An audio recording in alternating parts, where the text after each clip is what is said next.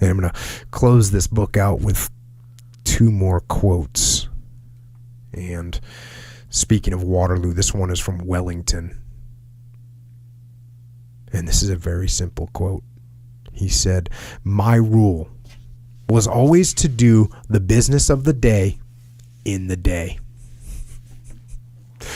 And I was reading this book the other day, and I actually posted something about it. But I didn't realize I was thinking about this. But we have a saying in the SEAL teams: plan your dive and dive your plan. Is the saying. So when you're doing a combat swimmer attack, which is when you're on a rebreather and you're diving underwater, and if you've never dove before, if you don't understand this, it's very hard to comprehend what combat swimmer is like. But I'll give you a real quick brief. When you're doing a combat dive on a rebreather, you basically can't see anything. It's nighttime. You're down at 10, 12, 15 feet underwater. It's black.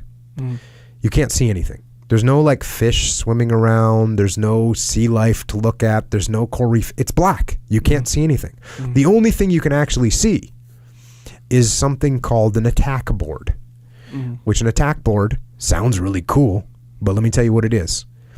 It's a piece of plastic. It used to be wood that has on it a depth gauge, a compass, and a watch to time. And so you put little tiny chem lights, little glowing chem lights, and you actually tape them up so that they're barely emitting any light at all. And you put one by the stopwatch, one by the compass, and one by the depth gauge. And when you're underwater, so you have those things, they're basically strapped onto this board that you hold. I don't know, it's about the size of a piece of paper, right? 8.5 by 11 piece of paper. That's about how big this board is. And on it, you've got your depth gauge, your compass, and your stopwatch. And you can barely see them. They're glowing very faintly. And when you're underwater, that's all you can see. It's just that. You can't see anything else. Occasionally, you'll get like some weird abstract light from the moon or something. But even that's rare because you're down underwater. And if you've ever been in water with low visibility, sometimes it's actually hard to see the attack board that's 2 feet in front of your face. So then what you're doing is you're looking at that compass, you're looking at that depth gauge, and you're looking at the stopwatch, and you have pre-planned legs that you're going on. You're going to go this long, this bearing, this long, this depth for this time. And when I say, so you're kicking, looking at this board for an hour and 17 minutes. Then you're going to make a 90-degree turn, and you're going to go for another 48 minutes. And then you're going to make a right turn for 12 minutes, and you're going to hit your target. Then you're going to turn around and do some other route back out. As long as you can stay underwater, you stay underwater, then eventually you run out of oxygen, you come to the surface, and you swim the rest of the way to your extract. Any visions of the glory and the fun of being a SEAL? It's not. It's work. And it's hard work. And you have to concentrate the whole time. And you got to make sure you don't go too shallow or too deep. If you go too shallow, you'll be seen. If you go too deep, you'll go off the dive tables that you're allowed to be on oxygen for. So you got to focus the whole time. And by the way, you're in a pair, and your buddy that's with you, he's even more miserable than you are because he has no idea what's going on. He's just trying to keep up with you because for some reason, the way you dive, the way you put your body when you have the attack board, you can swim a little bit faster than the guy that's looking around and making sure that you're not going to hit anything and making sure you're not. So there's only one attack board per pair? There's a one attack board per pair. Okay. Sometimes we would make two. We'd make a smaller attack board just because it was so much more efficient to fly with them. But you can't fly. If you're the buddy, you can't be just looking at the attack board. You have to look around. Attack board? The attack board. Okay. That's what we call it, the attack board. Okay. So, with all that, the reason I'm telling you all this is that when you're underwater, it's really easy to get confused and turned around. And sometimes you go over big pieces of metal that are in the water, and your compass starts to like wander around. And you can't communicate with your buddy. That's what it sounds like. You've got some, we have squeeze signals, and sometimes we'd carry grease pens to write, but there's no real effective way to communicate underwater. So you're just in this dark, just cold blind situation for 2, 3, 4 hours at a time. And the saying is that we had is plan your dive and dive your plan. Because if you and I go underwater and then we start trying to adjust things while we're underwater and we think we're going to do something different once we go, first of all, you and I are going to be thinking two different things and it's going to be a disaster. So we plan our dive and dive our plan. And that's reminded me of this statement. Do the business of the day in the day. Yeah. Right? Get done what you say you're going to get done, do it. Yeah. And how simple is that? And it's like dive your plan. And what I said the other day, I said, plan what you're going to do and then do what you planned. That's real simple. Yeah. And I said, think of how far you're going to think of where you will be in 2 weeks. Yeah. If every day you plan what you're going to do and then you do what you plan. Yeah. It's amazing. Yeah, it seems so simple. That was what we were talking about a few weeks ago, where it's like distractions. That's the thing. I was seeing there's like just industries of distractions. Yeah, for sure. You never wake up. I was explaining to my 8-year-old daughter the other day that they designed, because she was playing a game on iPad. And I said, oh, what are you learning from that? And she said, well, what do you mean? I said, oh, are you learning anything from that? And she said, well, you have to get these rings. And I said, oh, so you're not learning anything from that. Yeah. And she said, I don't. I said, you know what they do? They make that game to make you want to play it more. There's no end to the game. There's no end. By the way, they just want you to play that game. Keep clicking on that. That's there. Look, and of course, I'm just being a total jerk. I'm like, look at how well it works. Look at you. You can't put it down. Look at you. You look at you holding on to this thing. And she doesn't fall for this anymore. When she was younger, I used to go up and press her head as if her head was getting softer. And I'd look at her like, oh man, how long have you been on this for? And she'd say, I don't know. And I'd say, I think if you stop now, your brain might harden back up eventually. I'd probably do the same thing with her muscles. Like if she's eating like chips or something, too many chips. It's like, oh, your muscles are getting like all soft right now. Hurry up. She's young. Yeah. She's 4, so it works still. Yeah, it still works. But they do. They plan these things so that they addicted. Yeah. Those iPad ones, there's no end. Well, everything is designed that way, right? Like you talk about the Facebook app that shows the little thing that shows. Oh, yeah. Like, link, you've got a message. Alert, yeah. And this might be the message that I've been waiting for. Right, variable reward. It might not be. So that's the thing. If you know guaranteed what it's going to be consistently, it's less addictive. It's called variable reward. Yeah, that's what I'm saying. But everyone in their mind is thinking this might be. Yeah, this might be the big one. Exactly right. I'm getting contacted by Tenacious D. They saw my tweet. They're getting back at me. They're going to come on the podcast. Who's Tenacious D? Tenacious D is Jack Black and Kyle Gass. Oh, right. Was that a movie? It's a band. Okay. From a movie. They have been in a movie, yes, and they have a TV Black. show. Jack He's Black, an actor. No. That's Jack a secondary. Black's not He's a musician. Okay, gotcha. School of Rock. That's not a movie. School of Rock. That's a great Shallow movie. Hal. That's not a movie. No, that's Jack Black. No. He is an actor, like I said. In addition to being He's a band rock and member roller. who. Yeah. Okay, gotcha. Hey man, so, cool. Why do we just talk about? Oh yeah, because I'm thinking, this might be the tweet that I was waiting for from Tenacious D. Sure. So I got to check my Twitter 47 times a minute. Yeah. No, not happening. No, yeah. You can't. You don't have a tweet from Tenacious D that's not there. Yeah. They didn't tweet you. Yeah. So don't check your Twitter. Go and do something productive. Yeah. And that's when you're already distracted. So basically the point was, do your plan or plan your day or do and do the plan, right? So because no one plan your day and do what you plan. Yeah. That's it. So no one plans to What's really jacked up is if you actually took what you did in a day and you wrote it down and planned it, I bet you could get it done in so much less time. Like right now, I've got a lot of stuff going on right now, and I'm doing things that normally take me 2 hours. I'm doing in 46 minutes. Same quality, by the way. Today. Just getting after it. Right. But you got to put a little suspense date on something and say it's due here. You got to get it done, and then you just sit down and make it happen. Yeah. That's what you need to do. Oh, it's it's one of those simple but uneasy things, but this is why. So you put these kind of parameters on what you're going to do, and if I'm making a plan and I'm sticking to the plan, right? That's what I'm doing. So I plan to do X, Y, Z, X, Y, all these things. Yep. And so basically, right when you say, okay, here's the plan, you outline it. If it's not in the plan, you just don't do it. So distractions. No one plans to hey, tomorrow I'm gonna just eat like crap tomorrow. That's the plan. That's never the plan, you know. But if you don't have any plan or nothing, sure, you allow those things to come in. So if you're like, okay, tomorrow, and you're not gonna plan the whole day. You're not gonna plan every meal. You're not gonna. If you did, you'd be real effective.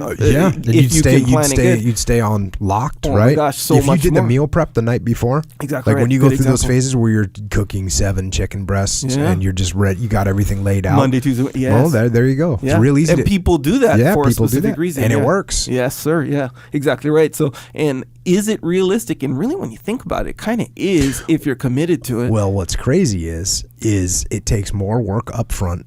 How long does it take to prepare all your meals for the week? And by the way, I don't do this. Yeah. But how long? I've done it before. How long does it take to prepare meals? It takes you 2 hours, 2 hours and 20 minutes, let's say. Same amount of time, by the way. You get done preparing those, and you save time in the week, right? Because now you're not sitting around redeploying your pots and pans, redeploying your stove, setting all that other stuff. Yeah. You actually are going to save time if you plan your day. Yeah. And then you do your plan. Yeah. And think about just if you use a meal prep example where, okay, we don't plan every meal for a week. Typically, we just don't do that. But when you do the meal prep planning situation, you're saying we meaning human beings in general? You, everybody. Yeah. Okay. The typical person. So that's a good example. So when you do that, now, boom, your meals, an element of your life that typically isn't quote unquote planned, is now planned. Yeah. So now those parameters are set. So anything outside of those parameters, you just don't really think about as much, you know? And when they kind of enter you, it's real obvious, like, hey, that's not part of this plan. What the hell? You know, it's like it's more of a red flag. But if you don't plan it, they come in, it's kind of like, whatever, there was no parameters there anyway in my head. So that goes for everything you do. So just like how you're saying, I have a lot of stuff. So you plan, okay, I'm going to do this here, do this now, do this at this time, finish it by this time, all this stuff. Those parameters are set. So the distractions have a way harder time to get in. So in everyday life, you can make some ambiguous goal. Hey, I want to eat better. No plan, by the way. Just it's an ambiguous goal. There's no parameters on there. So you take one misstep. You were at the stop light for longer than you expected. Now you're late for this. Now I'm pressed for time. There's the McDonald's right there. And it'll just sneak right in. Yeah. But if you got those parameters, then you'd be at McDonald's. Nope, not part of my plan right now. Yep. My plan, I got to execute. Yeah, and another thing, if you're going to plan your day, you should actually plan to have time in there that has nothing in it, right? So you should plan to have a half an hour where you're going to address problems, right? Okay, so that way of problems, because they're going to come up. Yeah, you got to have your free time, and by free I mean free to go make other things happen and adjust and make things good. But what you shouldn't do is say, because I'll tell you, there's some things that I have a really hard time, like with the podcast. I'll keep preparing the podcast. I'll just keep preparing it. Right, like I'll just keep the time. I go beyond that because there's another story and that ties into something else, and I'm going to go pull out another book. And by the way, I got to I don't have time to get it from Amazon, so I'm going to go to the library. You know what I mean? It's just you go down where I could prepare for a podcast forever and not be ready for it. And so I have to put my own self in check and say, okay, draw the line on this level of depth on this thing. Now I might make a footnote, and I've got a cool category now on my computer that's, tangents, where I opened a tangent and I didn't close it on the podcast. So now we're going to be able to enter them at a different time when time allows, because I can get focused on that one subject. Yeah. So that's pretty cool. Yeah. But cool. It takes discipline to do that, because otherwise I would just go down every rabbit hole that gets opened up. And you take a book like this and there's so many rabbit holes in there, it's almost impossible to stay out of them. Yeah. Gets kind of ridiculous. Yeah. In a way. Big So way. my point is plan your day and then execute your plan. If you do that, it's going to make a huge difference in your life. And what's cool is you look up in a month, 2 months, 3 months, the amount of stuff that you've gotten done is ridiculous. And I'll tell you, one of the ways that I do that myself is I just task myself with, I say I'm going to do things, and then I have to do them. There they are. Then create that plan. If, let's say with this podcast, a good example, we do this podcast once a week. We've held the line really well on that.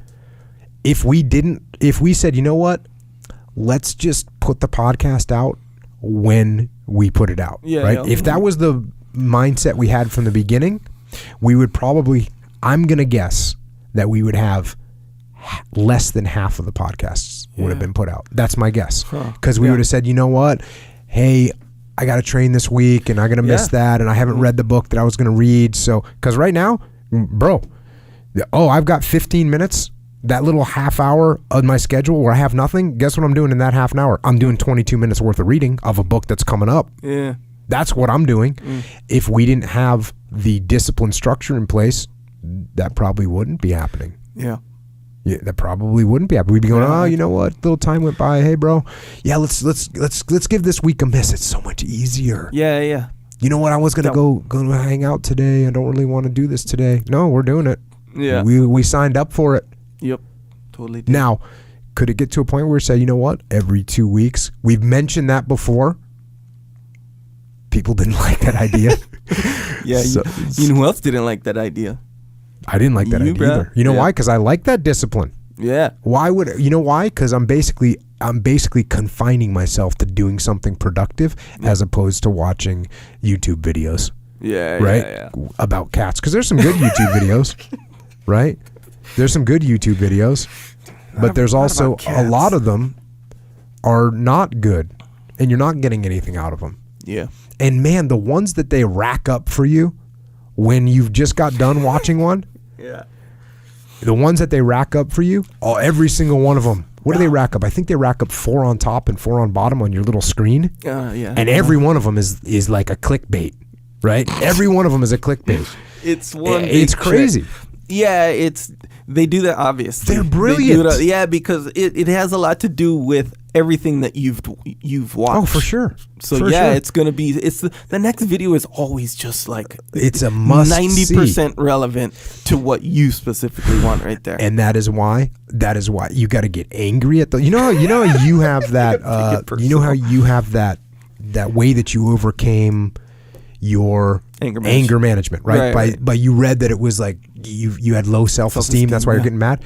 Well, when you get that next rack of YouTube videos staring at you, yes, you should be getting pissed because you know what they're trying to do. Yeah. They're trying to get you to click, trying to take your time away from you. Yeah. And by the way, they're making money from it. When you click that next thing, they're making money from what you're doing. Yep. And so they've set this system up to make you click that thing. Yeah, so you're a mark is what you are. Oh, you're a mark. You're a mark. Sucker. Look at you, falling for it every single time. Every single time. That's how I quit drinking too, by the way. That is legit. Like, I'm falling for a trick that my brain is playing on me. I ain't falling for that trick. I'm falling for that trick.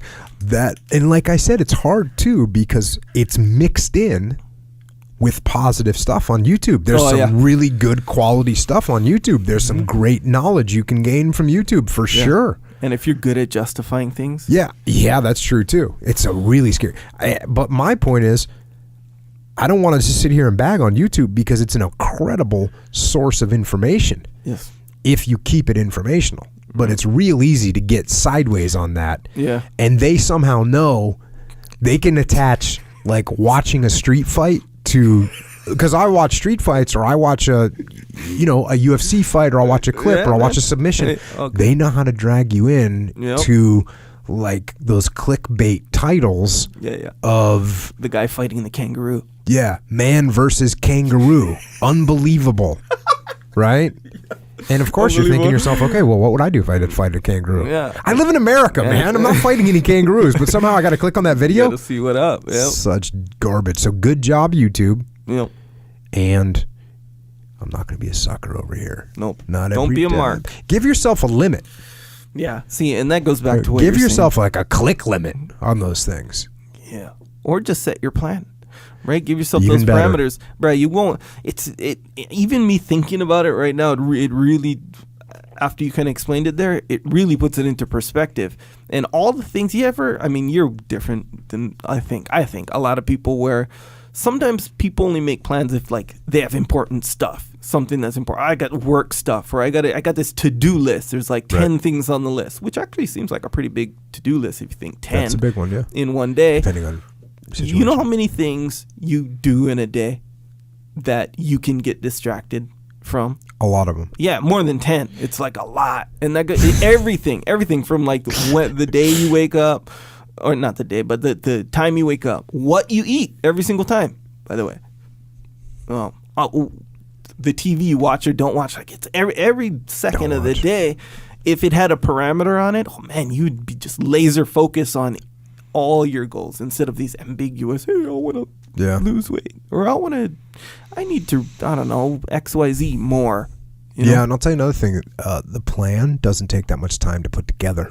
Yeah. And how you said it'll end up saving you time. Oh, for sure. It'll end up in one way or another. The 10 minutes that you spend planning the next day will save you 4 hours. Yeah. You can usually get done everything you have to get done in like half the time. Yeah. Half the time. It's crazy. And it's weird too, because there's some busy people out there. I don't want to make it sound like there's some people that are really busy. Yeah. You know, but I get the single mom. She's got 2-3 kids. She's got 2-3 jobs. Yeah. She doesn't. You know what? She's listening to this conversation, going, "Yeah, no kidding. Yeah, no kidding. That's she how I've ain't been watching doing it. YouTube. Yeah, she's in the game 24/7. Yeah. Well, not. She's in the game 20 because she's sleeping 4 hours a night. 20. Yeah, she's keeping it together. Yeah, and when you say there's busy, there. Two things to that. Yeah, there are busy people who, you know that's what, how those they manage people it. get, those like the single moms or the single dads, they get kind of like what I just said. They are in a situation, they have no choice, and they get after it. Yeah, they have no choice, and they get after it. They're like, "Oh, I'm going to get this done." They got their family. They're looking at their kid. They're looking at their 3-year-old kid. That 3-year-old kid has nothing without that mom getting on the grind and going to the restaurant and working as a waitress or whatever, or she's working her job, whatever she's doing. Whatever. Yeah, she's putting it together. Knows exactly Tuesday, 3 weeks from now, at 4:46, she knows where she's going to be. Yeah. She knows exactly where. Yeah. Me, I don't. Come on, compared to the average person, we don't know. And then compared to the average person, you definitely don't know. Right, you're not even like 100% sure what you'll be doing in an hour, because cruising could interlude at any time, and you might just be. Cruising is a very ambiguous activity. But then go to the other side of the spectrum of busy people. They're busy because they don't plan enough. Well, that's definitely true. And they're like, "Yeah, I'm so busy all the time." Meanwhile, no productivity. Or very little. Limited. Yeah. Limited. Yeah. True. Plan your day. Execute your plan.